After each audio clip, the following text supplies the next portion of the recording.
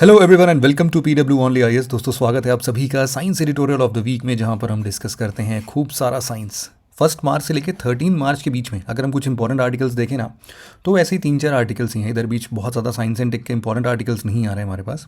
एक अपना James Webb telescope से रिलेटेड, इसको ना हम लोग टाइम मशीन बुला सकते हैं। बिल्कुल टाइम मशीन कैसे बुला सकते हैं? आप लोगों ने बहुत सारे आर्टिकल्स पढ़े होंगे, बट आज थोड़े अलग तरीके से इसको पढ़ेंगे, साइंस समझने की कोशिश करेंगे, बहुत ही मज़ा आएगा।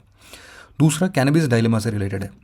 कैनबीज, हालांकि आप लोगों को पता होगा कुछ और तरीके से हम लोग इस्तेमाल कर सकते थे इसका, लेकिन यूजुअली हमारे हिस्टोरिकल पॉइंट ऑफ व्यू से इसका मेडिसिनल पर्पस बहुत ज़्यादा है। तो कहाँ कहाँ पर इसका इस्तेमाल कर सकते हैं, क्या साइंटिफिक यूसेज है, वो समझने की कोशिश करेंगे।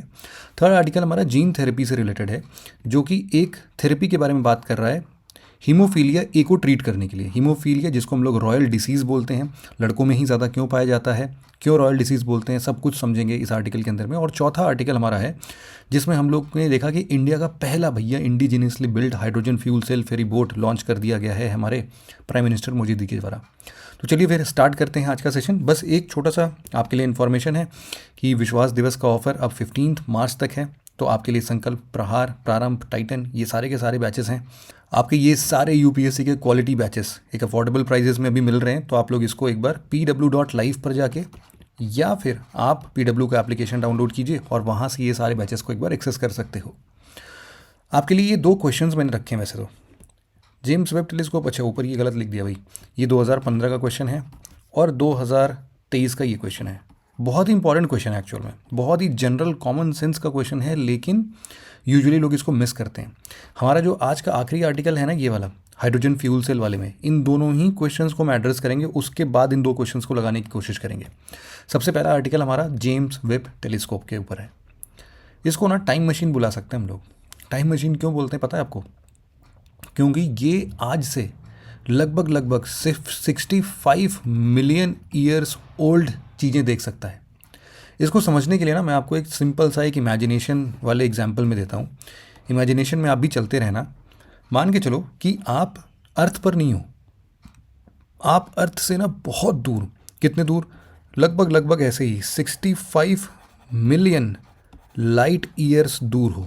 बहुत दूर हो गया भाई, मतलब अपनी गैलेक्सी से सब कुछ छोड़ो, आप सीधे क्लस्टर भी छोड़ दो भाई, आप सीधे पहुंच जाओ कहाँ पर, वर्गो क्लस्टर पे पहुंच जाओ, ठीक है। और वर्गो क्लस्टर से आपके पास एक ना पावरफुल टेलीस्कोप है, पावरफुल टेलीस्कोप। आप इस टेलीस्कोप से आज के डेट में ही अर्थ को ज़रा देखने की कोशिश करो, ठीक।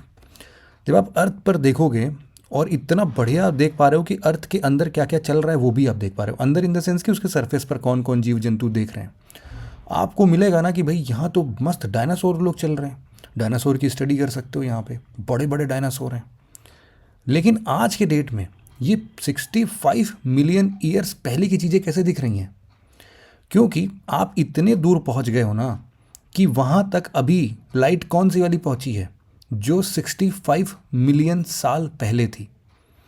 समझ लो यही काम कुछ ना कुछ कर रहा है अपना जेम्स वेब टेलीस्कोप। इसलिए तो इसको टाइम मशीन बोल रहे हैं कि ये इतनी दूर की चीज़ों को देख ले रहा है, जो कि हमसे कम से कम इतने मिलियन लाइट ईयर्स दूर हैं कि हम ये बता दे रहे हैं कि भाई इसके 700 मिलियन साल पहले वहाँ पर क्या चल रहा होगा। इसीलिए तो हम लोग गैलेक्सीज़ के ओरिजिन के बारे में पता कर लेते हैं कि यहाँ पर गैलेक्सी बन गया। लेकिन जो ये फ़ोटो खींचता है ना गैलेक्सी बनने का, ये कोई आज का गैलेक्सी नहीं बन रहा है, अभी प्रेजेंट टाइम का गैलेक्सी नहीं बना है, ये मिलियन साल पहले बन चुका है। वो तो वहाँ की लाइट अब हमारे पास यहाँ तक पहुँची है।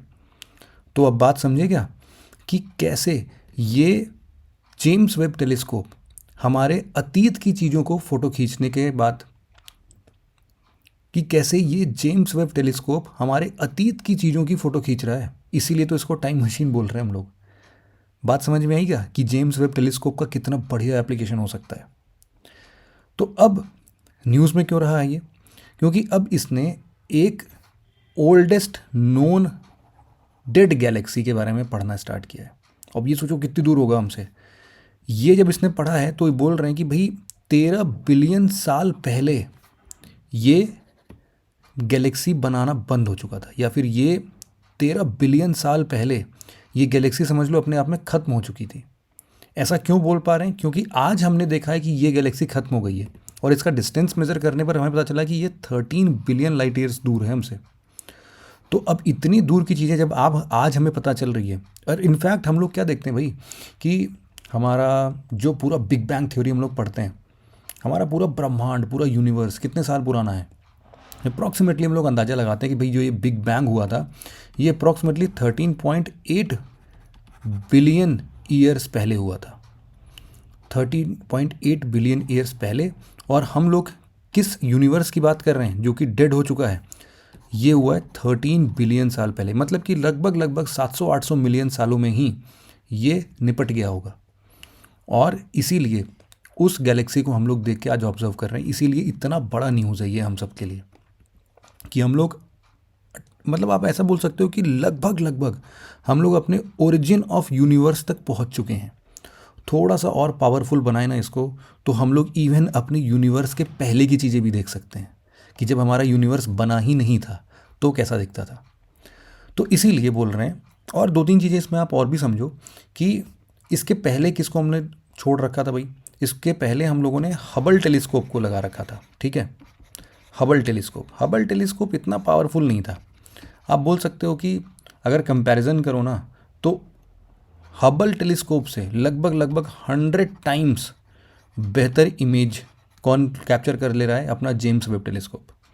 तो आखिरकार ये कैसे कर पाता है, क्या खासियत है भाई इसके अंदर, ये यहाँ पर आप देख रहे हो। जेम्स वेब टेलीस्कोप को देखना चाहते हो कैसा दिखता है, एक ना मुझे सिमुलेशन मिला है बड़ा ही शानदार सा, मैं आपको दिखाना चाहता हूँ।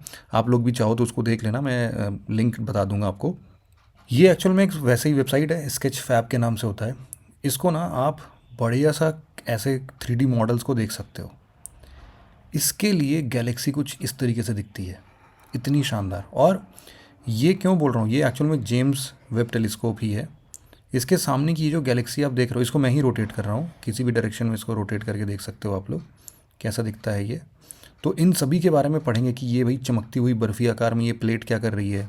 और इवन जो हम लोग फ्रंट में देख रहे हैं, ये हेक्सागनल जो प्लेट देख रहे हो ना, ये काफ़ी बड़े बड़े प्लेट्स हैं। एक एक प्लेट की डायमीटर अप्रॉक्सीमेटली 4.5 फीट 4.3 फीट्स के आसपास होती है। तो 4.3 फीट का ये जो पूरा बड़ा सा ये एंटीना शेप का ये देख रहे हो ना, ये पूरा 18 मिरर्स को मिल के बनाता है और काफ़ी बड़ा हो जाता है, 3 मीटर के आसपास का ये पूरा हिस्सा बन जाता है आपका। और साथ ही साथ जो ये इसका बेस प्लेटफॉर्म देख रहे हो, ये बेस प्लेटफॉर्म अप्रॉक्सीमेटली आप बोल सकते हो इसको कि ये 21 मीटर का चौड़ा है, मतलब लंबाई है। और ये वाला जो हिस्सा है ये 14 मीटर के आसपास का है। इस प्लेट का क्या काम है पता है, ये एक्चुअल में कहलाता है सन शील्ड। और साथ ही साथ ये जो एरे प्लेट्स हैं, इनके पास ये जो इतने सारे हेक्सागोनल प्लेट्स देख रहे हो ना, ये सब फोल्डेबल होते हैं। तो इसीलिए जब ये सैटेलाइट से लॉन्च किया गया था ना, तो ये इतना बड़ा नहीं था, ये फोल्डेबल था पूरा, इसको फोल्ड करके लेके आए थे। यहाँ पर देख रहे हो ये टर्न है, ये टूट के ऐसे घुसता है, ये वाला पूरा हिस्सा ऊपर उड़ जाता है, इधर से भी ये वाला हिस्सा पूरा ऊपर, ये वाला हिस्सा पूरा ऊपर, पतला सा लंबा सा ये ऐसे सैटेलाइट बन जाता है। अब इसको जब यहाँ पर लाए तो हमने इसको पूरा ओपन कर दिया। लेकिन अब इन सब का यूज़ क्या है कि करके समझ लेते हैं, जो हमारे एग्जाम पर्सपेक्टिव से इंपॉर्टेंट है। सिंपल सा है, जैसे आप लोग अपने छत के ऊपर अपने डिश टीवी का एंटीना लगाते हो, समझ लो वैसा ही कुछ एंटीना है ये भी।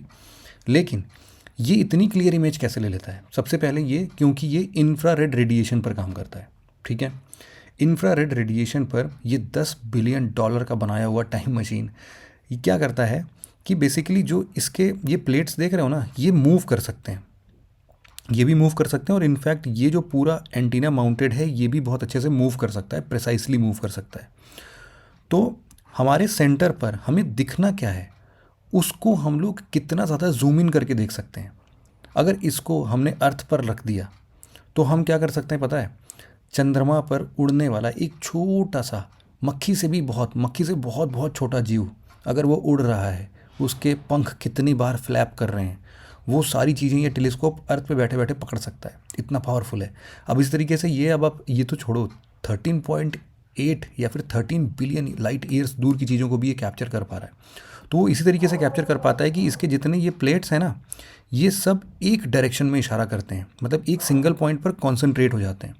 तो ये इतना ज़्यादा अच्छे से फोकस कर लेता है, आप ये समझो कि हमारे ह्यूमन एयर का 10,000 हिस्सा जो होगा, 10,000वां हिस्सा होगा, उतने छोटे पिन पॉइंट पर ये पूरे के पूरे इमेज को कैप्चर कर देता है। अब उस इमेज को जब ये कैप्चर करता है तो हाई रिजोल्यूशन में करता है, उसको आप बहुत अच्छे से जूम इन जूम आउट करके देख सकते हो। इन सभी के साथ साथ ना हमें एक चीज़ का ये भी फंडा पता होना चाहिए कि आखिरकार हम लोग पता कैसे लगाते हैं कि भाई ये ओल्डेस्ट गैलेक्सी है, मरने वाला है। आप लोगों ने कभी रेड शिफ्ट का नाम सुना है क्या? एक आइंस्टीन की थ्योरी है। तो वैसे तो देखो, आप सिंपली समझो कि एक ना ये शहर की लाइट है ना, सिटी लाइट, जहाँ पर बैकग्राउंड में बहुत सारे रोशनी होती हैं, और एक बिल्कुल सन्नाटे में पहाड़ों के ऊपर वाली ज़िंदगी। आप देखोगे ना कि पहाड़ों के ऊपर वाली ज़िंदगी, चूँकि सिटी लाइट्स यहाँ पर प्रेजेंट नहीं होती, हमें ये चीज़ ज़्यादा अच्छे से दिखती है। इसीलिए हमने सबसे पहले इसको प्लेस कहाँ पर किया है? इसको हमने प्लेस किया है लैग्रांज 2 पर। लैग्रांज पॉइंट्स को मैं कई बार समझा चुका हूँ, इसलिए फिर से नहीं समझा रहा हूँ। आप यहाँ पर देख सकते हो लैग्रांज 2 जो है ना, वो सन, मान लो ये सन है, ये अर्थ है, तो इसके पीछे जाके कहीं पर ये कितने डिस्टेंस होगा? ये अप्रॉक्सीमेटली है आपका 1.5 मिलियन किलोमीटर। इतनी दूर प्लेस किया गया इसको। और इसको प्लेस करने का ज़रूरत भी इसलिए था क्योंकि ना इसको हीट नहीं चाहिए, ना अर्थ से हीट चाहिए, ना सन से हीट चाहिए। बहुत सिंपल रहता है। और उस हीट को जो थोड़े बहुत पहुंच भी रहे हैं ना, उसको भी ये थोड़ा बहुत कैसे हटाता है उसके बारे में भी आज समझेंगे। तो सिंपली ये आप समझना कि वर्टिकल शेप में ये मूव करता है। ये सेम केस लैग्रांज 2 के साथ साथ लैग्रांज 1 के लिए भी यही था, जहाँ पर हमारा आदित्य L1 मिशन प्लेस्ड है, और ये जो है L2 पर प्लेस्ड है। मतलब अगर L1 की बात करेंगे तो L1 तो कहीं यहाँ पर है ना, और L2 अर्थ के ठीक पीछे होता है, ताकि कोई भी सन से ना अनइंटरप्टेड व्यू मिले उसको। ये पूरा ब्रह्मांड इसके सामने है, सन के कोई मतलब नहीं है। अब ये पूरा यूनिवर्स बहुत ईजिली देख सकता है, ठीक है। तो इसीलिए इसको L2 पर प्लेस किया गया है। अब 2-3 बातें हमें समझ में आ गई। पहली चीज़ कि भाई लाइट्स में तो इतना ज़्यादा कुछ बढ़िया दिखता नहीं, तो हमने इसको बिल्कुल दूर अंधेरे में प्लेस किया है, जिससे कि उसकी विजिबिलिटी और बढ़िया हो जाए। अब दूसरी चीज़ ये कि अगर हम लोग कोई भी रोशनी, मान लो कि हमें अगर कुछ भी चीज़ें देखनी है, तो आपने कभी देखा है कि धूप में आप कभी खड़े हो, आपको बिल्कुल आंखें आपकी चमकने लगी, तो आप क्या करते हो? धूप के या फिर सूरज के सामने ना अपने हाथ को रख देते हो, और उस हाथ से क्या होता है कि आपकी बाकी की चीज़ें, वहाँ से जब आपने लाइट सोर्स बंद कर दिया ना, तो आपको बाकी की चारों तरफ की चीज़ें बहुत क्लियरली दिखने लगती हैं। तो ऐसा ही कुछ फंक्शन ये भी करता है कि सामने से जो भी लाइट सोर्स है ना, उसको थोड़ा सा ब्लॉक करता है, जिससे कि उसके आजू बाजू की चीज़ें बहुत क्लियरली दिख सके। And at the same time, जैसा कि मैंने बताया कि ये इंफ्रारेड पर काम करता है। एक एग्जाम्पल के साथ मैं आपको समझाना चाहता हूँ कि इंफ्रारेड पर कोई भी चीज़ कैसे दिखती है। तो आपके सामने ना ये एक इमेज दिख रही होगी जो कि हमें नॉर्मल लाइट में दिखती है, और दूसरी तरफ ये एक इमेज है जो कि हमें इंफ्रारेड के अंदर में दिख रही है। ऐसा क्यों है? क्योंकि इंफ्रारेड, जैसे ही आप समझते हो ना, इसके पास पेनिट्रेशन पावर ज़्यादा है, इसके पास एनर्जी ज़्यादा है, फ्रीक्वेंसी ज़्यादा हो गई इसकी। तो इस केसेस में जब फ्रीक्वेंसी ज़्यादा हो जाती है, तो ये ना ऐसे जो हमारे रास्ते के डस्ट क्लाउड्स वगैरह होते हैं, इन सब को ये कहीं ना कहीं बिल्कुल से बंद कर देता है, मतलब कि इनको पार कर जाता है ऐसे ही। इनके लिए ये ऑब्जेक्ट्स इतने ज़्यादा इमेज डिस्टॉर्ट नहीं करते हैं, ये दूर की चीज़ों को भी बहुत ही क्लियरली पोर्ट्रे कर पाएगा। अब इसके लिए ना बहुत बहुत ज़्यादा डेप्थ में जाके पढ़ने की ज़रूरत नहीं है कि ये कैसे करता होगा इतनी इमेजेस को। वैसे तो देखो, वैसे बहुत सारी चीज़ें जो मैं अभी आपको प्लेट दिखा रहा था ना, ये इन प्लेट्स में ऐसे ही 4 लेयर्स लगे होते हैं। इन 4 लेयर्स में से सबसे आखिरी वाला जो लेयर है उसका नाम है मिरी। ये जो सबसे लास्ट लेयर है ना, ये एक्चुअल में क्या करता है कि इस पूरे जेम्स वेब टेलीस्कोप को काफ़ी ठंडा रखता है। और इसको ठंडा रखने के लिए समझ लो इसके अंदर एक रेफ्रिजरेटर भी फिटेड है। रेफ्रिजरेटर जो फिटेड है वो कुछ यहाँ पर है, इस चैम्बर के अंदर में। तो इसके अंदर में पूरा एक कॉइल लगा हुआ है जो कि इन 4th लेयर को मिरी जिसको मैं बोल रहा हूँ, उसको वो -266.5 डिग्री सेल्सियस तक कम कर देता है। इतना कम टेम्परेचर पर डालता है। और आपको भी पता है कि हीट सिग्नेचर्स लेने के लिए इतना कम टेम्परेचर होना भी ज़रूरी है, क्योंकि बहुत दूर से अगर कोई लाइट हीट सिग्नेचर हमें दे रहा है और ये अपना जेम्स वेब टेलीस्कोप खुद ही हीटेड है, तो इसके सामने तो यही ज़्यादा हीट हो जाएगा। इसीलिए तो इसको इतना दूर प्लेस किया गया है सन से और अर्थ से, ताकि इनसे हीट रिफ्लेक्ट होकर यहाँ पर ना आ जाए। और जो हीट रिफ्लेक्ट होकर आती भी है ना, उसके लिए यही देखो, ये जो प्लेट की मैं बात कर रहा था ना, ये प्लेट लगाया गया है, इसको सन शील्ड बोलते हैं। ये सन शील्ड क्या है? देखो, इसमें 4 लेयर्स हैं। आप देखना यहाँ पे 4 या 5 लेयर्स जो भी हैं, 1 2 3 4 5 ऐसे जो ये लेयर्स हैं ना, ये इसको फर्दर कूल करने का काम करते हैं। और इसीलिए कोई भी हीट ट्रांसफ़र ही नहीं होती है। इसीलिए ये छोटे से छोटा हीट सिग्नेचर को भी बहुत ईजिली कैप्चर कर लेता है। और इनफैक्ट जो इसमें रेफ्रिजरेटर लगा है ना, वो टेम्परेचर कंट्रोल भी कर लेता है। तो उससे क्या होता है कि अगर कोई भी हीट सिग्नेचर को और क्लियरली देखना है तो हम उसके हिसाब से अपने इस पूरे ट्रे का हीट एडजस्ट कर लेते हैं, मतलब टेम्परेचर एडजस्ट भी कर लेते हैं। तो इस तरीके से यूनिक तरीके से जेम्स वेब टेलीस्कोप को बनाया गया है, इसलिए ये इतने अच्छी चीज़ों को स्पॉट कर लेता है। यहाँ पे ना यूपीएससी के हिसाब से एक चीज़ समझने की और ज़रूरत है। आइंस्टीन की थ्योरी है, थ्योरी ऑफ रिलेटिविटी, सब लोग को पता ही होगा। और थ्योरी ऑफ रिलेटिविटी में एक कॉन्सेप्ट है जिसको हम लोग रेड शिफ्ट बोलते हैं, जिसका जिक्र अभी मैं थोड़ी देर पहले भी कर रहा था। तो ये क्या है एक्चुअल में? आइंस्टीन का कहना था कि ये जो पूरा पूरा ब्रह्मांड है, हमारा पूरा यूनिवर्स है, वो ना एक्सपैंड हो रहा है और बहुत तेज़ी से एक्सपैंड हो रहा है। तो मान लो कि एक यहाँ पर एक यूनिवर्स है या फिर गैलेक्सी जिसको हम ऑब्जर्व कर रहे हैं, और यहाँ पर है हमारा छोटू सा जेम्स वेब टेलीस्कोप।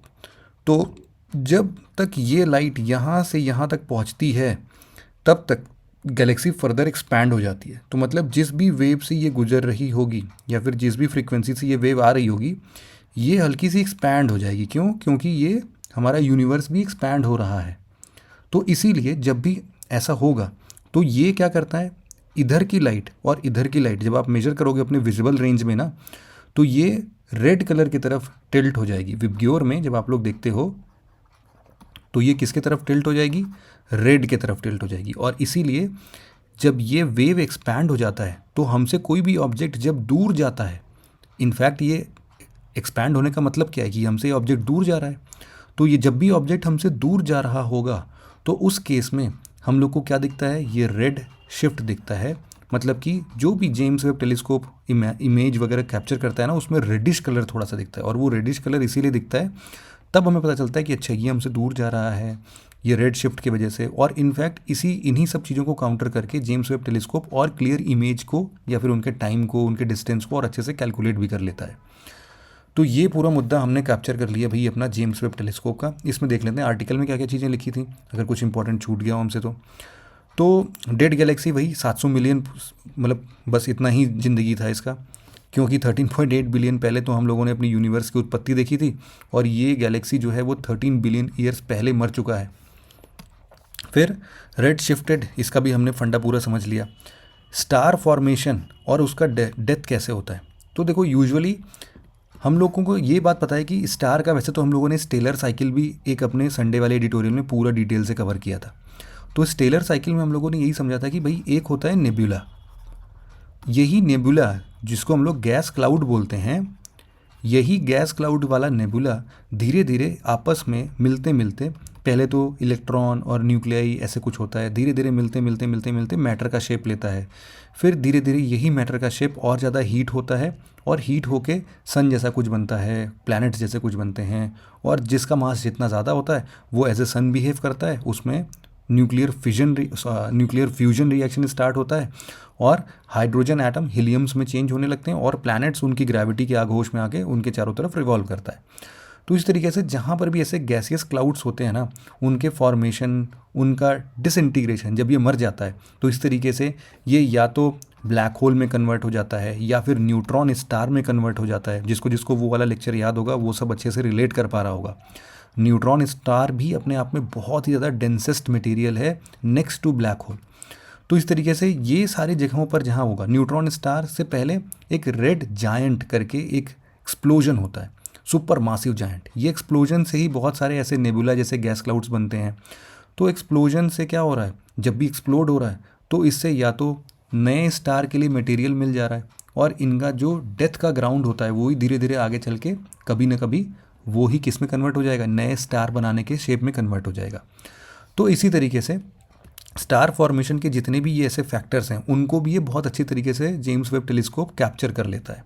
क्यों? क्योंकि देखो जब भी ये स्टार की डेथ होती है तो वहाँ से ना एक बहुत ही high amount of energy release होती है।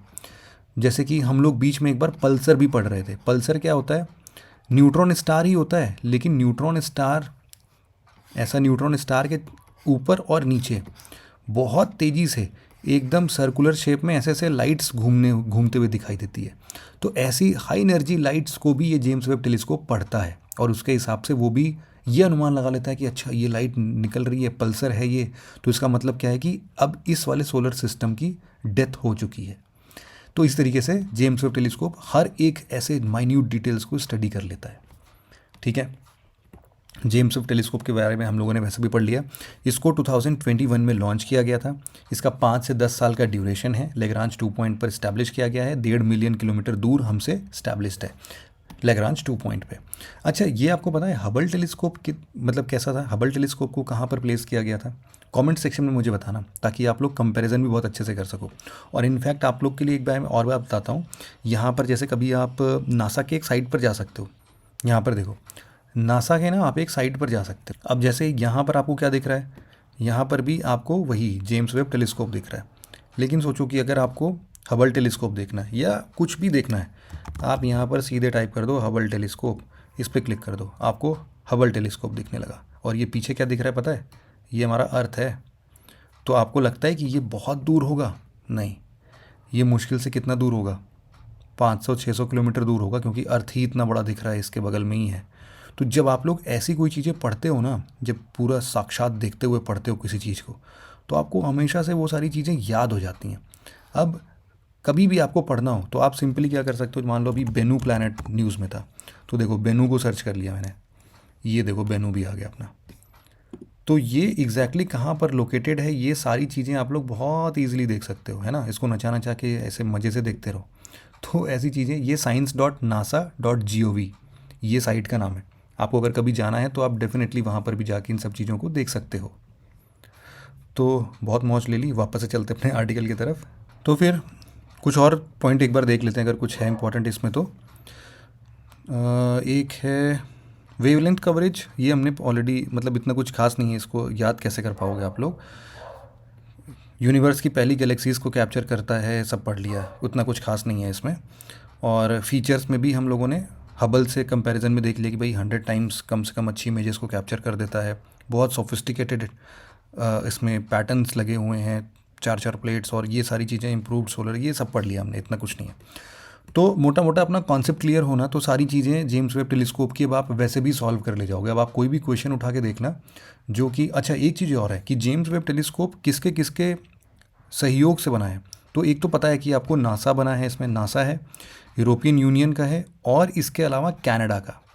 ये 3 स्पेस एजेंसीज मिलके इसको बना रही हैं, जेम्स वेब टेलीस्कोप को इन्होंने लॉन्च किया है। ठीक है, तो कभी क्वेश्चन में गलती से भी अगर दे देना कि इसरो वगैरह ने हेल्प किया है, तो सीधे सीधे उसको गलत कर देना बिल्कुल। और ऐसे स्टेटमेंट ही यूपीएससी कंफ्यूज करने के लिए दे देती है। अब आगे बढ़ें उससे पहले बस यही था कि आपको अगर ऐसे ही कुछ और इंटरेस्टिंग नॉलेज चाहिए और इन सभी टॉपिक्स के ऊपर अगर आपको कुछ ऐसे क्वेश्चंस वगैरह प्रैक्टिस करने होते हैं, तो मैं यहाँ पर फ्रीक्वेंटली बहुत सारे क्वेश्चंस, नए नए टॉपिक्स साइंस एंड टेक्नोलॉजी के पेस्ट करता रहता हूँ, हमेशा आपको शेयर करता रहता हूँ। तो अगर आप इस चैनल को ज्वाइन करते हैं तो आप काफ़ी अपडेटेड फील करते हैं अपने आप को साइंस एंड टेक्नोलॉजी के फील्ड में। तो आप चाहें तो उसको ज्वाइन कर सकते हैं। अगला आर्टिकल हमारा कैनबीस डायलेमा से रिलेटेड है। देखो ये बेसिकली आप सबको पता है कि कैनबीस या फिर मेरुआना जिसको आप बोलते हैं, मतलब आज के टाइम पर एक ऐसा कंपोनेंट है जिसको कि सबसे ज़्यादा इलिसिट ड्रग के तौर पर यूज़ किया जा रहा है। तो एक जगह जहाँ पर इसको एक इलिसिट ड्रग बनाया जा रहा है, और दूसरे तरफ हम इसके मेडिसिनल पर्पस की बात कर रहे हैं कि भाई कुछ ऐसी बीमारियां हैं जिसके लिए ना ये काफ़ी ज़्यादा असरदार हो सकता है। और इनफैक्ट ये कोई नई बात नहीं है, 5000 से भी ज़्यादा सालों से इंसान जो है कैनबीस को इस्तेमाल कर रहा है फॉर ट्रीटिंग वेरियस डिसीजेस। तो उसी के लिए ना अभी हाल फिलहाल में ये पूरा आर्टिकल आया है कि भाई रिसेंटली जो ब्रिटिश कोलंबिया के रिसर्चर्स हैं उन्होंने एक नया क्लिनिकल ट्रायल कंडक्ट किया था, जिसमें उनको पता चला कि इस कैनबीस से बाईपोलर डिप्रेशन को ट्रीट करना काफ़ी इजी हो जा रहा है। तो भाई ये बाईपोलर डिप्रेशन क्या है? आप लोगों ने बाईपोलर डिसऑर्डर समझा होगा, सुना होगा। आपके अगल बगल में ऐसे बहुत सारे लोग होते होंगे जो कि इससे जूझ रहे हैं। जैसे कि एक पर्टिकुलर टाइम जोन पर उनको ऐसा लगेगा कि मैं बहुत ज़्यादा एनर्जेटिक हूँ और सोने का मन ही नहीं कर रहा है, बिल्कुल उनके मन में कुछ ना कुछ ऐसी बातें चलती रही, कुछ करना है करना है। अब वो किसी भी डायरेक्शन हो सकता है, तोड़ फोड़ मचा सकते हैं वो लोग, चिल्ला देंगे किसी के ऊपर, और दूसरे ही क्षण वो लोग बहुत ही शांत हो जाते हैं, मतलब बिल्कुल ड्राउजी जैसा फील करेंगे, चक्कर आने लगेगा उनको, बिल्कुल लो एनर्जी फील करेंगे और डिप्रेशन में चले जाएंगे, मतलब उनको सुसाइडल थॉट्स आ सकते हैं। ऐसे बहुत सारी चीज़ें हैं जिसको हम लोग बोलते हैं बाईपोलर डिप्रेशन, है ना। तो बाईपोलर डिप्रेशन को ट्रीट करने के लिए कैनबीस एक बहुत अच्छा सोर्स हो सकता है। यही यूनिवर्सिटी के जो रिसर्चर्स हैं उन्होंने पता लगाया। जो ये कैनबीस है, आप सबको पता है कि एक हर्बेशियस प्लांट है। इसका ये फैमिली है जिसको याद करने की कोई ज़रूरत नहीं है।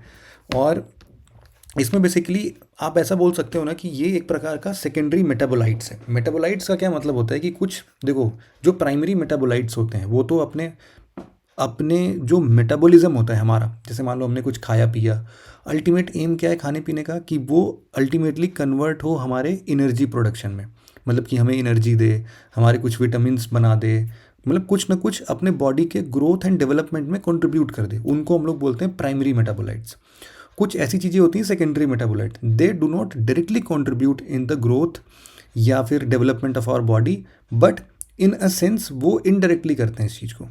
तो इसीलिए ये एक प्रकार के ऐसा कॉम्प्लेक्स केमिकल कॉम्पोजिशन है हमारा कैनबिस, जो कि हमारे सेकेंडरी मेटाबोलाइट जैसा एक्ट करता है। और साथ ही साथ इसके लेकिन बहुत सारे साइकोट्रॉपिक इफेक्ट होते हैं, मतलब कि आपको चक्कर आने लगेगा, नोजिया फील होगा, एकदम से एनर्जी लो लगेगी, है ना, मतलब आप कन्फ्यूजन का स्टेट रहेगा पूरा दिमाग में, ऐसे बहुत सारी चीज़ें हो सकती हैं।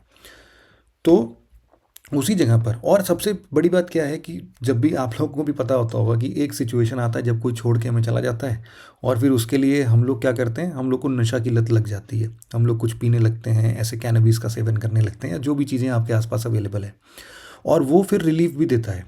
एक्चुअल में ये मेंटल पेन है या फिर फिजिकल पेन, इन दोनों के लिए ये सही काम करता है। क्यों, मतलब ऐसा ये नहीं है कि आप जब लिमिटेड अमाउंट में लेते हैं तो डेफिनेटली ये एक मेडिसिन जैसा इस्तेमाल करेगा, अदरवाइज यार पानी भी 10 लीटर अभी के तभी तुरंत के तुरंत पी जाओ तो उसका कुछ ना कुछ साइड इफेक्ट देखने को मिलेगा, है ना। तो डेफिनेट सी बात है कि हम कितने अमाउंट में इसको कंज्यूम कर रहे हैं।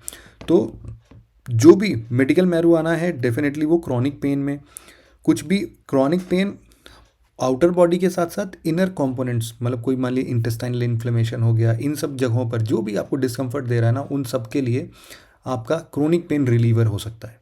और इवन ऐसा भी बोल रहे हैं भाई कि ये जो न्यूरोपैथिक पेन होता है या फिर कैंसर के बहुत सारे केसेस में जो भी पेन आ रहा है, उन सब से भी आपको रिलीफ दे सकता है। वोमिटिंग एंड नोजिया जिसको बहुत ज़्यादा आ रहा है, उसके हिसाब से भी एक ये मेडिसिनल कैनबिस यूज़ किया जा सकता है। साथ ही साथ एपिलेप्सी के ट्रीटमेंट में, है ना, सीजर्स अटैक्स जो आते हैं उनमें काफ़ी हद तक कमी देखी गई है, जो भी रिसर्च आया। सिमिलरली अल्जाइमर डिसीज़ है, जिनको आप ऐसा बोल सकते हो कि अल्जाइमर डिसीज़ डीजेनरेटिव डिसीज़ है, जिसमें कि आपकी बॉडी की याददाश्त वगैरह चली जाती है, सेल्स जो हैं वो अपने ही सेल को धीरे धीरे मारने लगते हैं, जैसे कि मल्टीपल स्क्लेरोसिस वगैरह, जिसको हम लोग ऑटोनोमस डिसीज़ का नाम भी देते हैं। तो ये जो ऑटोनोमस डिसीज़ हैं, डीजेनरेटिव डिसीजेस हैं, ये कभी कभी आपके आप ऐसा बोल सकते हो कि सेंट्रल नर्वस सिस्टम को अफेक्ट कर सकते हैं। तो ये सब क्या करते हैं ना, आपके जो पूरे बॉडी में सिग्नल्स एक जगह से दूसरी जगह पर जाता है, आपको पता है कि वो किससे आता है, न्यूरॉन से आता है। तो न्यूरॉन के ऊपर ऊपर ना एक मिलिन शीथ लगती है, मतलब एक ऊपर कवरेज है, माइलिन बोलते हैं इसको। इसको कवर करने के लिए ना काफ़ी हद तक ये हेल्प करता है। और जब भी ये अल्जाइमर, स्क्लेरोसिस, ये सारी प्रॉब्लम जब हो रही है ना, तो आपका ये जो माइलिन शीथ है ना, ये डिप्लीट हो जाता है। तो इसीलिए मान लो कि आपका ब्रेन आपके हाथ को सिग्नल दे रहा है कि भाई एक गिलास पानी उठाओ, लेकिन क्या होगा कि आपका हाथ तक वो सिग्नल पहुंच ही नहीं रहा है, वो बीच में कहीं खो जाता है। इनफैक्ट इसीलिए आपकी मेमोरी लॉस होने लगती है कि भाई मेमोरी में बहुत सारी चीज़ें याद ही नहीं आ पाती, याद आती भी होंगी तो आपके ब्रेन तक वो पहुंचती नहीं होंगी, तो इसलिए आप कभी उसके अकॉर्डिंग एक्ट ही नहीं कर पाते हैं। तो मल्टीपल स्क्लेरोसिस है या फिर अल्जाइमर डिसीज़ है, इन सब के लिए भी आपका limited amount of cannabis medicinal purpose से अगर यूज़ कर रहे हैं तो वो हेल्दी हो सकता है। फिर क्रॉन्स डिसीज़, क्रॉन्स डिसीज़ क्या होता है, आप बोल सकते हैं कि एक प्रकार का ये इन्फ्लेमेटरी बाउल डिसीज़ है। मान लीजिए कि आपके इंटेस्टाइन में इन्फ्लेमेशन हो गया, उसको ट्रीट करने के लिए कई बार हम लोग इसको क्रोन डिसीज़ बोलते हैं, एब्डोमिनल पेन होगा, डायरिया, वेट लॉस, ये सारी कंडीशंस आ जाते हैं। इसके अलावा ग्लाइकोमा की बात कर सकते हो। ग्लूकोमा जो है वो क्या करेगा, आपके ऑप्टिक नर्व को डैमेज कर देता है, मतलब कि जो भी आपका रेटिना है, रेटिना के इधर साइड में बहुत सारे ऑप्टिक नर्व निकले होते हैं जो कि आपके ब्रेन को सिग्नल देते हैं कि भाई आप क्या देख रहे हो, आपकी आंखें क्या रीड कर रही हैं। ये जो ऑप्टिक नर्व होते हैं ना, इन ऑप्टिक नर्व को ये डैमेज कर देता है, तो इसीलिए आपका कुछ ना कुछ विजुअल लॉस देखने को मिलता है। तो उस कंडीशन में भी आपको, ग्लूकोमा वाली कंडीशन में भी कैनबिस को इस्तेमाल किया जा सकता है। तो ये हमने बेनिफिट्स पढ़े कि ये पूरा कैनबिस डायलेमा क्या है, और इस रिसर्च के साथ साथ सिर्फ बाइपोलर डिप्रेशन ही नहीं, ऐसे बहुत सारी चीज़ें हैं जिनको कि हम लोग इस मेडिसिनल प्लांट की से हम लोग ट्रीट कर सकते हैं। अगला आर्टिकल हमारा जीन थेरेपी फॉर हीमोफीलिया से रिलेटेड है। सबसे पहले हीमोफीलिया क्या होता है समझना। हीमोफीलिया एक ऐसी कंडीशन है जिसके अंदर आप लोग यूजुअली जब देखते हैं ना कि ब्लड क्लॉट होता है, बचपन में हम लोग साइकिल चलाते थे, है ना, और साइकिल चलाते चलाते गिर जाते थे, घुटने हमारे छिल जाते थे, उसमें से थोड़ा थोड़ा ब्लड निकलता था। लेकिन कुछ दिन बाद आप देखते होगे कि वो ब्लैक कलर का एक कुछ ना कुछ ऐसा हार्ड सब्सटेंस, जिसको हम लोग ऐसी आम बोलचाल की भाषा में बोलते हैं ना कि पपड़ी जम गई है उसमें, तो वो जम जाता है। वो क्या होता है एक्चुअल में, इसी को बोलते हैं ब्लड क्लॉटिंग। और ये बहुत ही ज़्यादा आप बोल सकते हो यूज़फुल कंडीशन है हमारे बॉडी की। अदरवाइज ये तो ब्लड लॉस होता ही रहेगा फिर हमें, अगर कोई ऐसा मैकेनिज्म नहीं है ब्लड के अंदर में जो कि ब्लड को बाहर निकलते ही जमा देता हो, तब तो फिर हमारे बॉडी से ये रसाव निकलते रहते, ब्लड निकलता रहता, कभी बंद ही नहीं होता। हम लोग कितना भी कोशिश कर ले, पट्टी बांध ले, कुछ भी कर लें, कुछ नहीं होता। तो इसलिए ब्लड क्लॉटिंग हमें ज़िंदा रखने में बहुत ज़्यादा हेल्पफुल होता है। और ऐसे बहुत सारे डिसीजेज़ होते हैं जहाँ पर ब्लड क्लॉटिंग जो है ना वो अफेक्ट हो जाता है, ब्लड क्लॉटिंग होता ही नहीं है। इनफैक्ट देखो, जब हम लोग ब्लड को पढ़ते हैं तो हम लोग सोचते हैं कि भाई ब्लड क्या है, लाल लाल रंग का ब्लड होगा, इसमें सिर्फ लाल लाल रंग के ब्लड में सिर्फ आरबीसीज होते हैं, ऐसा देखने में हमें लगता है। बट आरबीसीज के साथ साथ ऐसे बहुत सारे दूसरे एलिमेंट्स भी होते हैं जिनको हम लोग क्लॉटिंग फैक्टर्स बोलते हैं। क्लॉटिंग फैक्टर्स क्या है, बिल्कुल धागे जैसे कोई एलिमेंट्स होते हैं, इन्हीं का काम होता है। ये धागे जैसे एलिमेंट्स जो होते हैं, इन्हीं का बेसिक पर्पज़ ये है कि वो क्या करते हैं, जैसे कि एक डायग्राम मैंने शुरुआत में लिया था, अगर उससे कुछ समझ में आया आपको तो इसको देखना। ये जो वाइट वाइट कलर के दिख रहे हैं आपको, जिसको ब्लड क्लॉटिंग की इशू होगी ना, ये सारे के सारे वाइट एलिमेंट्स उड़ गए। अब देखो ब्लड लॉस कॉन्टिन्यूसली इसके चलता जा रहा है यहाँ पर, है ना। ये जो वाइट कलर के आप देख रहे हो ना, यही है आपके क्लॉटिंग फैक्टर्स होते हैं। इनके अलावा रेड ब्लड सेल्स में आपको भी पता है कि यूजुअली हमारे वाइट ब्लड सेल्स होते हैं, प्लेटलेट्स होता है, प्लाज्मा होता है, ऐसे बहुत सारी चीज़ें हैं, वाटर कंटेंट भी है इसमें। तो ब्लड सिर्फ इतना ही नहीं है, है ना।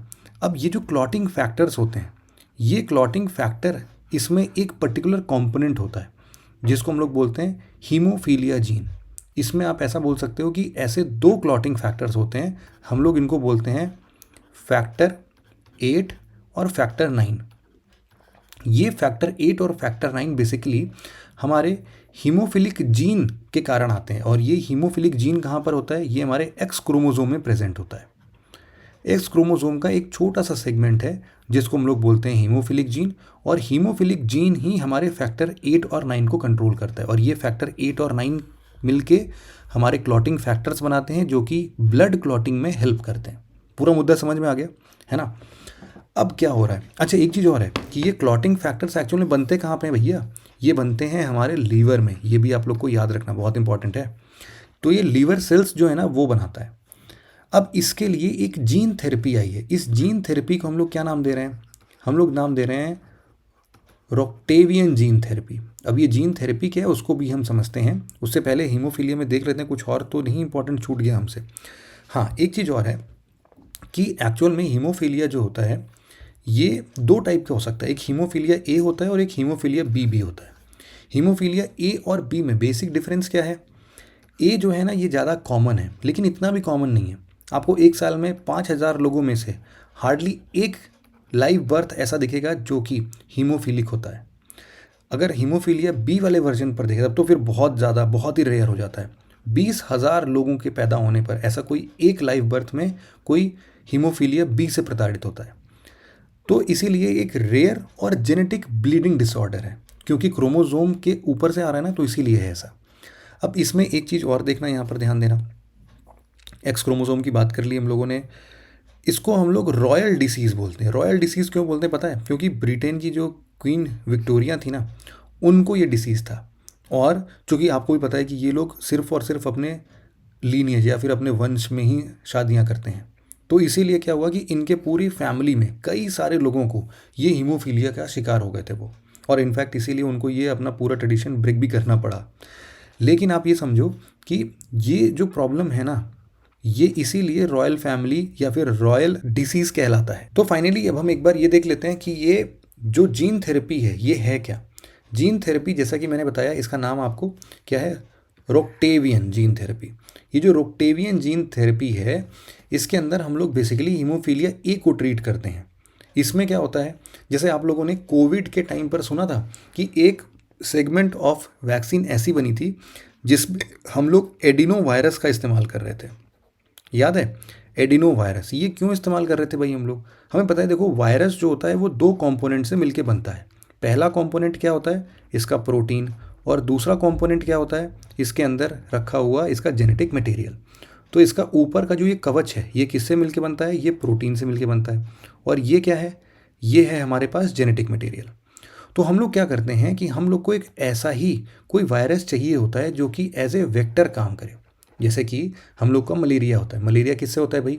हम लोग बोल सकते हैं प्रोटोजोआ से होता है। तो प्रोटोजोआ को कैरी कौन करता है? उसको कैरी करने के लिए मच्छरों का सहारा लेना पड़ता है। तो मच्छर अफेक्टेड जो भी होते हैं वो हमारे शरीर में डालते हैं, तो मलेरिया फैलता है।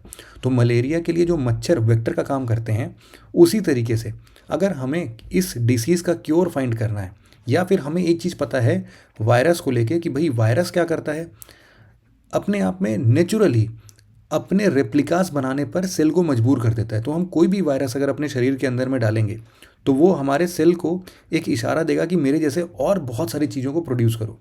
अगर ये वायरस ज़्यादा हार्मफुल नहीं है या फिर हार्मफुल है ही नहीं, उन वायरस को इस्तेमाल करें हम, और हम उसको प्रोडक्शन के लिए अपने बॉडी के अंदर भेज दें, तो जो भी चीज़ हम चाहते हैं उस वायरस में हम पहले ही जेनेटिक मॉडिफिकेशन कर दें, और उस जेनेटिक मॉडिफिकेशन के साथ उस वायरस को हम अपने बॉडी के अंदर डालें, और ये रिप्लिकेट हो के हमारे पूरे सेल्स को चेंज कर देगा। तो इस केस में अगर हम लोग लीवर सेल्स को टारगेट करें, है ना, लीवर सेल्स के अंदर ही जो एक्स क्रोमोसोम है उसके अंदर ही फैक्टर 8 और 9 वाला हिस्सा जो है हीमोफिलिक जीन, वही प्रॉब्लमेटिक है। तो अगर हम लोगों ने उसको चेंज कर दिया, तो हम लोगों ने अपने लीवर सेल्स को ये ट्रेन किया कि भाई instead of producing this faulty x chromosome, आप जो है ना हेल्दी एक्स क्रोमोसोम बनाना स्टार्ट कर दो। तो इसी के लिए हम लोग को एक वेक्टर की ज़रूरत पड़ेगी, और वो वेक्टर है हमारे लिए ये AAV, इसको हम लोग बोलते हैं एडिनो एसोसिएटेड वायरस। इसी के साथ साथ हम लोग क्या करते हैं, इस जीन थेरेपी का इस्तेमाल करते हैं to fight factor 8 of haemophilia, ठीक है, जिसको हम लोग हीमोफीलिया ए बोलते हैं। हीमोफीलिया बी में क्या होता है, वो फैक्टर 9 उसमें प्रॉब्लमेटिक सिचुएशन अराइज करता है। तो ये हमने पूरा पढ़ लिया आर्टिकल, है ना। इसी के लिए एक वर्ल्ड फेडरेशन ऑफ हीमोफीलिया भी है। तो जितने भी ऐसे ब्लीडिंग डिसऑर्डर्स होते हैं उन सबको कंट्रोल करने के लिए लगभग 140 देशों में WHO के रिकॉग्निशन के साथ एक नॉट फॉर प्रॉफिट ऑर्गेनाइजेशन है जो कि इंटरनेशनल लेवल पर 1963 से काम करे जा रहा है, ठीक है। अब हमारा जो एकदम मेन क्वेश्चन था कि भाई केवल बॉयज़ में क्यों होता है, देखो बॉयज़ और गर्ल या फिर मेल और फीमेल, इनके जेनेटिक कॉम्पोजिशन में बाकी के जो 22 क्रोमोसोम होते हैं जिनको हम लोग ऑटोसोम्स बोलते हैं वो तो कॉमन होते हैं, लेकिन जो हमारा अगला एलोसोम है जिसको हम लोग सेक्स क्रोमोसोम बोलते हैं, ये सेक्स क्रोमोसोम ही तो वेरिएशन में आता है।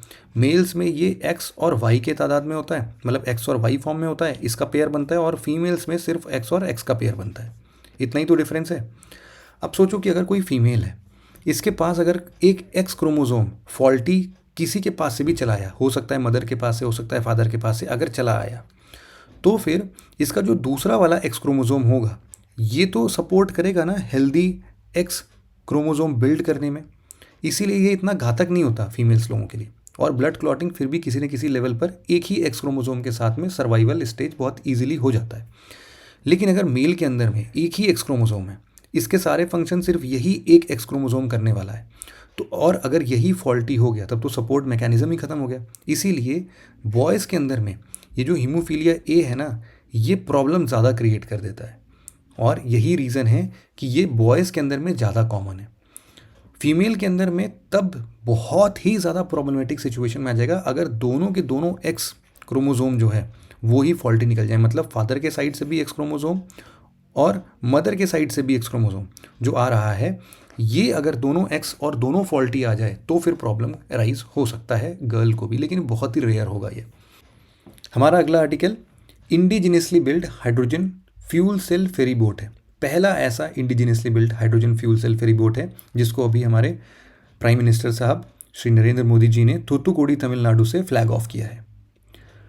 इसको कौन बनाता है? कोचिन शिपयार्ड लिमिटेड ने बनाया है, और सबसे बड़ी बात क्या है ना कि ये एक मिशन चल रहा है हमारा, एक इनिशिएटिव है जिसका नाम है हरित नौका इनिशिएटिव। ये हरित नौका इनिशिएटिव का ही पार्ट है। अभी ये क्या है इसके बारे में भी एक बार पढ़ते हैं हम लोग, लेकिन सबसे पहले ये समझते हैं ना कि ये हाइड्रोजन फ्यूल सेल क्या चीज़ होती है। देखो, हाइड्रोजन एज ए फ्यूल हम डायरेक्टली इस्तेमाल कर सकते हैं, बिल्कुल कर सकते हैं। हाइड्रोजन एज ए फ्यूल अगर हम इस्तेमाल करना चाहते हैं तो एटमॉस्फेयर में प्रेजेंट हाइड्रोजन फ्लेमेबल नहीं होता है। अगर इसको फ्लेमेबल बनाना है ना तो इसको कंप्रेस करना पड़ता है, बहुत ही ज़्यादा कंप्रेस करते हैं। लगभग 700 एटमॉस्फेरिक प्रेशर जब आप इसको दोगे तो ये लिक्विड में कन्वर्ट हो जाता है, और उस टाइम पर ATM होगा, एटमॉस्फेरिक प्रेशर पर जब आप डालोगे तो इतने एटमॉस्फेरिक प्रेशर पर ये एज ए फ्यूल भी काम करेगा। इवन अगर हाइड्रोजन को आप किसी दूसरे नेचुरल गैसेस वगैरह के साथ मिलाओ तो उस तरीके से भी वो काम कर सकता है। लेकिन अगर हमें हाइड्रोजन को एज ए फ्यूल के अंदर यूज़ करना है, फ्यूल सेल के अंदर में यूज़ करना है, तो उस केस में हमें हाइड्रोजन को एज ए फ्यूल देना पड़ेगा, है ना। अब ये हाइड्रोजन का फॉर्म कैसे होगा, तो सिंपल इस बात को समझने के लिए ये डायग्राम देखो। इसमें क्या है, देखो 2-3 चीज़ें हमेशा से ध्यान रखना। सबसे पहले ये वाला जो एक बीच का लेयर है इसको हम लोग बोलते हैं भाई PEM। इसका नाम है polymer exchange membrane.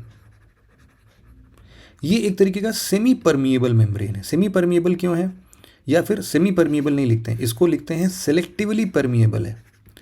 Selectively permeable का मतलब ये है कि ये सिर्फ एक ही चीज़ अपने आर पार होने देता है और दूसरे को ब्लॉक कर देता है। तो अब इसमें क्या होता है कि जो हमारा हाइड्रोजन है as a fuel, hydrogen atoms जो होते हैं वो हम यहाँ पर लेके आते हैं, मान लो इस प्लेट पर, इसको एनोड मान लो। तो एनोड पे जब ये आता है तो यहाँ पर ना एक कैटलिस्ट होता है। कैटलिस्ट आप लोग प्लैटिनम सोच लो, तो ये प्लैटिनम कैटलिस्ट के सामने स्प्लिट हो जाता है। स्प्लिट होके ये किस में टूटता है, एक तो हाइड्रोजन के कुछ प्रोटॉन शेप में आते हैं और कुछ इलेक्ट्रॉन बन जाते हैं। तो ये जो PEM है हमारा, पॉलीमर इलेक्ट्रोलाइट मेम्ब्रेन या फिर पॉलीमर एक्सचेंज मेम्ब्रेन, इसको हम लोग सिर्फ और सिर्फ इसलिए रखते हैं जिससे कि ये अपने आप से आर पार किसको कर सकता है, सिर्फ हाइड्रोजन आयंस को, जो उसकी प्रोटॉन्स के शेप में आप ऐसा बोल सकते हो, हाइड्रोजन आयंस को सिर्फ ये अपने से पास होने देता है, इलेक्ट्रॉन्स को रोक देता है।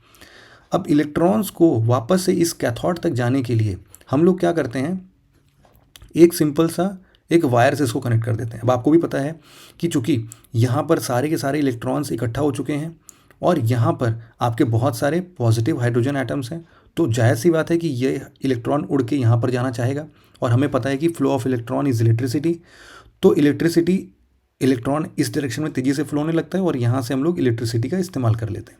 यही है इलेक्ट्रिसिटी प्रोड्यूस करने का तरीका हाइड्रोजन के थ्रू। अब लेकिन सोचो कितना सही चीज़ है, क्योंकि इसमें कोई भी मूविंग पार्ट नहीं है। जैसे कि हम लोग अपने कंबशन इंजन में देखते हैं ना कि पूरा उसमें कंबशन में जो फ्यूल आता है, इधर से ऑक्सीडाइज़र आता है, ये मिलता है और पूरा ब्लास्ट होता है और पिस्टन को नीचे मूव कराता है। तो हर बार ब्लास्ट होता रहता है और पूरा पिस्टन मूव करता है। तो कितना मूविंग पार्ट है इसके अंदर। इससे हमारा मोटर जैसा कुछ पहिया नाचता है। इसमें तो सिंपली क्या करना है, हमें इलेक्ट्रिसिटी आउटपुट ले लेना है बस। अब मुद्दा ये है कि एक सिंगल फ्यूल सेल ऐसा काम नहीं कर पाएगा, इतना इलेक्ट्रिसिटी नहीं प्रोड्यूस कर पाता है। तो हमें एक सीरीज़ में बहुत सारे ऐसे हाइड्रोजन फ्यूल सेल्स को यूज़ करना होता है। अब एक चीज़ का हमेशा ध्यान देना कि हाइड्रोजन फ्यूल सेल क्या ग्रीन हाइड्रोजन का इस्तेमाल कर रहा है कि नहीं, ये बहुत बड़ा फैक्टर है।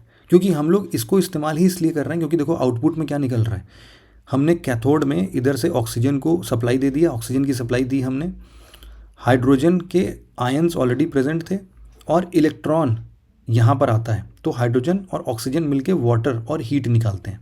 तो इसका बाई प्रोडक्ट क्या है, वाटर। कितना सिंपल सा है। और इनफैक्ट बहुत बार हम लोग क्या करते हैं, हाइड्रोजन को इलेक्ट्रोलाइज करते हैं इलेक्ट्रोलाइज़र की मदद से, जिससे कि हाइड्रोजन और ऑक्सीजन के टुकड़ों में ये ब्रेक हो जाता है। ठीक है, हाइड्रोजन और ऑक्सीजन के टुकड़ों में ये ब्रेक हो जाता है। इसी हाइड्रोजन को हम लोग ग्रीन हाइड्रोजन तब बुलाते हैं जब ये इलेक्ट्रोलाइज करने के लिए जो इलेक्ट्रोलाइज़र का इस्तेमाल किया है, इसको हमने किसी रीन्यूएबल सोर्स ऑफ एनर्जी से इस्तेमाल किए हुए इस एनर्जी का इस्तेमाल किया हो। मतलब कि अगर कोई रीन्यूएबल सोर्स ऑफ एनर्जी है, उससे हम लोगों ने इलेक्ट्रोलाइज़र बनाया, वो इलेक्ट्रोलाइज़र क्या करता है, वाटर के हाइड्रोजन को अलग कर देता है। इस हाइड्रोजन को हमने यूज़ किया हमारे हाइड्रोजन फ्यूल सेल में, तब ये पूरा प्रोसेस क्या कहलाएगा, ग्रीन कहलाएगा, है ना। लेकिन अगर हमने इस रिन्यूएबल सोर्स की जगह पर नॉन रिन्यूएबल सोर्स लगा दिया, मान लो कि थर्मल पावर प्लांट की बिजली का इस्तेमाल करके इलेक्ट्रोलाइसिस हमने की, तो क्या हुआ भाई, हाइड्रोजन को अलग करने के लिए, एक फ्यूल बनाने के लिए हम लोगों ने कोयले को जलाया है और अगेन कार्बन बहुत सारा एमिट किया है हमने। तो ये हमारे लिए ग्रीन हाइड्रोजन नहीं बनाया हमने, ये ग्रे, या फिर आप ग्रे हाइड्रोजन बोलोगे वैसे तो इसको। एक ब्लू हाइड्रोजन ऐसे होता है, ब्लू हाइड्रोजन में हम लोग क्या करते हैं कि हम लोग यूज़ तो नॉन रिन्यूएबल ही करते हैं, लेकिन जितना कार्बन एमिट होता है ना, उसको बस हम लोग क्या करते हैं, कहीं पर सिक्वेस्ट करने के लिए या फिर स्टोर करने की पूरी हम लोग मैकेनिज्म फिट कर लेते हैं, तो हम एटमॉस्फेयर में उन कार्बन्स को एमिट नहीं होने देते। ऐसे हाइड्रोजन को हम लोग ब्लू हाइड्रोजन बोलते हैं। और नॉन रिन्यूएबल से हुआ इस्तेमाल हुआ हाइड्रोजन जो प्रोड्यूस हो रहा है, उसको हम लोग ग्रे हाइड्रोजन बोलते हैं। और जो रिन्यूएबल एनर्जी सोर्सेज से इस्तेमाल हुआ है और फिर इलेक्ट्रोलाइज़र की मदद से हाइड्रोजन निकल रहा है, तो उसको ग्रीन हाइड्रोजन बोलते हैं। इतनी बात समझ में आ गई? तो अब इतना ही समझना था वैसे तो। हाइड्रोजन फ्यूल सेल कैसे काम करता है, कैसे ऑपरेट करता है, इसमें प्रोटॉन एक्सचेंज मेम्ब्रेन, ये जो PEM है ना, इसको बहुत नाम बोलते हैं हम लोग, जैसे पॉलीमर एक्सचेंज मेम्ब्रेन बोल सकते हैं, प्रोटॉन एक्सचेंज मेम्ब्रेन बोल सकते हैं। और इनफैक्ट यहाँ पर एक और वर्ड लिखा हुआ था, जैसे पॉलीमर इलेक्ट्रोलाइट मेम्ब्रेन, कुछ भी बोलो, सब PEM ही है और सबका मतलब एक ही है। ठीक है, तो ये पूरा आर्टिकल आज हम लोगों ने कवर कर लिया अपना PEM से रिलेटेड। हमारा हाइड्रोजन, ग्रीन हाइड्रोजन क्या था ये भी हम लोगों ने समझ लिया। इसकी ज़रूरत क्यों पड़ रही है, क्योंकि वही बात है भाई, ग्लोबल वार्मिंग 1.5 डिग्री सेल्सियस से हमें ऊपर नहीं उठाना है, कार्बन एमिशन को कम करना है। और हरित नौका जो है, इसका एक इनिशिएटिव है, यहाँ पर आप देखना कि ये ministry of ports, shipping and waterways, इसकी एक इनिशिएटिव है जिसमें हम लोग 2047 मतलब 2047 तक ये एम कर रहे हैं कि हमारे जितने भी ऐसे वेसल्स चलते हैं ना, इन सबको हम लोग ज़ीरो एमिशन सोर्स पर चलाएं। मतलब जो भी इसमें फ्यूल यूज़ हो रहा है वो ऐसा ही हाइड्रोजन फ्यूल सेल टाइप का कुछ हो, कि जिसका एमिशन में क्या निकल रहा हो, वाटर। ठीक है, तो ये हमारा पूरा का पूरा आर्टिकल हो गया आज का। तो आज के डिस्कशन में बस इतना ही था। आशा करता हूँ सारे के सारे आर्टिकल सब आपको बहुत बढ़िया समझ में आएंगे। रुको रुको रुको रुको रुको, क्वेश्चन कहाँ गया? हाँ जी, क्वेश्चन देखना जरा 2023 का। ये ग्रीन हाइड्रोजन के बारे में बात कर रहा है, बोल रहा है कि it can be use directly for internal combustion. बिल्कुल यूज़ कर सकते हैं भाई, उसको प्रेशराइज करके बनाओ आप। ब्लेंडेड विथ नेचुरल गैस, कर सकते हैं, बिल्कुल कर सकते हैं। और तीसरा, हाइड्रोजन फ्यूल सेल के साथ भी व्हीकल्स को रन करने में कर सकते हैं, बिल्कुल कर सकते हैं। तो सारे के सारे सही हैं। कन्फ्यूजन क्या होता है ना कि हम लोग हमेशा सिर्फ इस पर फोकस करते हैं, इस पे और इस पे करते ही नहीं हैं, तो इसीलिए हमारा आंसर गलत हो जाता है। हमारा एक क्वेश्चन 2015 का है, फ्यूल सेल के ऊपर है। ये बोल रहा है कि हम लोग हाइड्रोजन रिच फ्यूल और ऑक्सीजन का इस्तेमाल करते हैं इलेक्ट्रिसिटी जनरेट करने में।